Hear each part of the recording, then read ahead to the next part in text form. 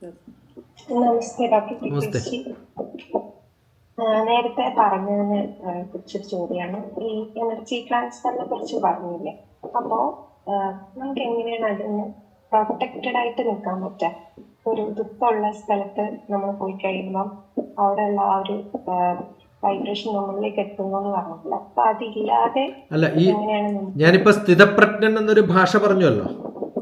ഇപ്പം ഞാൻ doctor TPS പല മരണങ്ങളും കണ്ടിട്ടുള്ള ആളാണ്. ജനനം മുതൽ ഇതുവരെ എത്ര മരണങ്ങൾ ഞാൻ അറ്റൻഡ് ചെയ്തിട്ടെന്ന് വെച്ചാൽ കുറേ അറ്റൻഡ് ചെയ്തിട്ടുണ്ട്. എൻ്റെ മടിയിൽ കിടന്നിട്ടും പിന്നെ എൻ്റെ ചേച്ചിയുടെ മക്കൾ മരിച്ചിട്ടുണ്ട്. ഞാൻ ഒരാൾ മരിച്ചു എന്ന് പറഞ്ഞാൽ കണ്ണിന്ന് വെള്ളം ചിലപ്പോൾ കുറച്ച് വരുമായിരിക്കുന്നേ ഉള്ളൂ. എനിക്ക് വലിയ വികാരങ്ങളൊന്നും ഉണ്ടാവാറില്ല. ഷറഫിനൊക്കെ അറിയാം, നമ്മുടെയൊക്കെ ചെറുപ്പകാലത്ത് എൻ്റെ നാട്ടിൽ തൂങ്ങി മരിച്ചിട്ടുള്ള ഇഷ്ടം പോലെ ആൾക്കാരുണ്ട്. ഓക്കെ, തൂങ്ങി മരിച്ച ആൾക്കാരെ കാണാൻ പോകാന്ന് പറഞ്ഞാൽ വലിയ സങ്കടമുള്ള സംഭവം കേട്ടോ. അത്ര എളുപ്പമൊന്നുമല്ല അത്. കാരണം അയാളുടെ കൈ എത്തുന്നത് തൊടയുടെ അടുത്തായിരിക്കും. നമ്മൾ കൈ നേരെ താഴത്തോട്ട് കഴുത്ത് മുകളിൽ വെച്ചാൽ തൊടയെടുത്തെടുത്ത ആ തൊട കംപ്ലീറ്റ് പൊളിക്കും മാന്തിയിട്ട്, മരണവെപ്രാളം കൊണ്ട്. ഇതൊക്കെ എനിക്ക് എത്ര കിണറ്റിലൊക്കെ ചാടി മരിച്ചിട്ട് കിണറ്റിൽ നിന്ന് ശവം എടുക്കുന്നതൊക്കെ ഞാൻ ചെറുപ്പത്തിൽ പോയി കണ്ടിട്ടുണ്ട്. അപ്പം നമ്മുടെ വികാരങ്ങൾ എന്ന് പറയുന്നത് ഘനീഭവിച്ചിട്ട് ഇപ്പം സ്ഥിരമായിട്ട് ശവം സംസ്കരിക്കുന്ന ഒരാൾ, ഓക്കെ, അയാളുടെ പണിയെ ശവപ്പറമ്പിൽ ഇതാണെന്ന് വിചാരിക്കും. അല്ലെങ്കിൽ റിച്വൽസ് ചെയ്യിപ്പിക്കുന്ന ഒരാൾ. എൻ്റെ തന്നെ ബന്ധുക്കൾ കുറേ പേരുണ്ട്. എൻ്റെ വല്യച്ഛൻ്റെ മക്കളൊക്കെയാണ് ഇപ്പോൾ. എൻ്റെ വല്യച്ഛൻ്റെ കുടുംബത്തിൽപ്പെട്ടിട്ടുള്ള ഒരാളാണ്. അവിടെ ആര് മരിച്ചാലും ഇതൊക്കെ ചെയ്യാം. ഇപ്പോൾ ഹൈദരാബാദിൽ റിച്വൽ ചെയ്യാൻ ഒരു കൊല്ലമുള്ളപ്പോൾ റിച്വൽ ചെയ്യാൻ ആർക്കും പറ്റില്ല. റിച്വൽ ചെയ്യുന്ന അവരുടെ ബന്ധുക്കളൊക്കെ ചിലപ്പോൾ കരയല്ലോ. അടുത്ത വർഷം പെണ്ണും വെക്കുമ്പോഴും കരയും. ഞാനത് ചെയ്യിപ്പിക്കാൻ പോകുമ്പോൾ എനിക്ക് കരയാൻ പറ്റും? ഇല്ലല്ലോ. അപ്പൊ നമ്മൾ സീസൺഡ് ആവും. ആ സീസൺഡ് എന്നുള്ളതിന്റെ പേരാണ് സ്ഥിതപ്രജ്ഞാവസ്ഥ.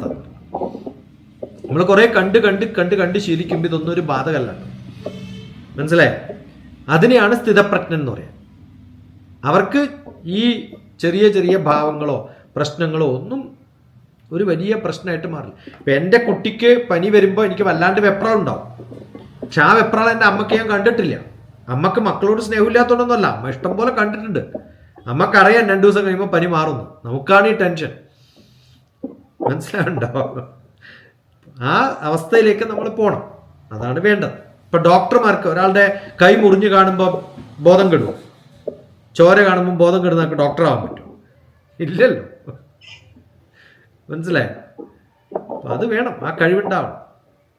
ഇപ്പം ചിലരൊക്കെ വളരെ വയലൻ്റ് ആയിട്ട് പെരുമാറും. മാനസികമായ വിഭ്രാന്തി വരുമ്പോൾ വയലൻ്റ് ആയിട്ട് പെരുമാറും. നമുക്ക് ഓടാൻ പറ്റുമോ? പറ്റില്ല. നമ്മുടെ പണിയെ അങ്ങനെയുള്ളവരെ ചിലപ്പോൾ ട്രീറ്റ് ചെയ്യണമെങ്കിൽ എന്ത് ചെയ്യണം? അവരെ പിടിച്ചു കെട്ടാനുള്ള ശക്തി എന്നിൽ ഉണ്ടാവണം. ആ സമയത്ത് എനിക്ക് സങ്കടമോ സഹതാപമോ ഒന്നും അല്ല വേണ്ടത്. അവരെ കൺട്രോൾ ചെയ്യാനുള്ള കഴിവാണ് വേണ്ടത്. അത് ആർജിച്ചെടുക്കുന്നതാണ്. ഡോക്ടർമാർ രക്തം കാണുമ്പോൾ എഫക്റ്റ് ചെയ്യാത്ത പോലെ, ശവസംസ്കാരത്തിന് പോകുന്ന ഒരാൾ കരയാത്തതുപോലെ, ഇതൊക്കെ അതിൻ്റെ ഭാഗമാണ്.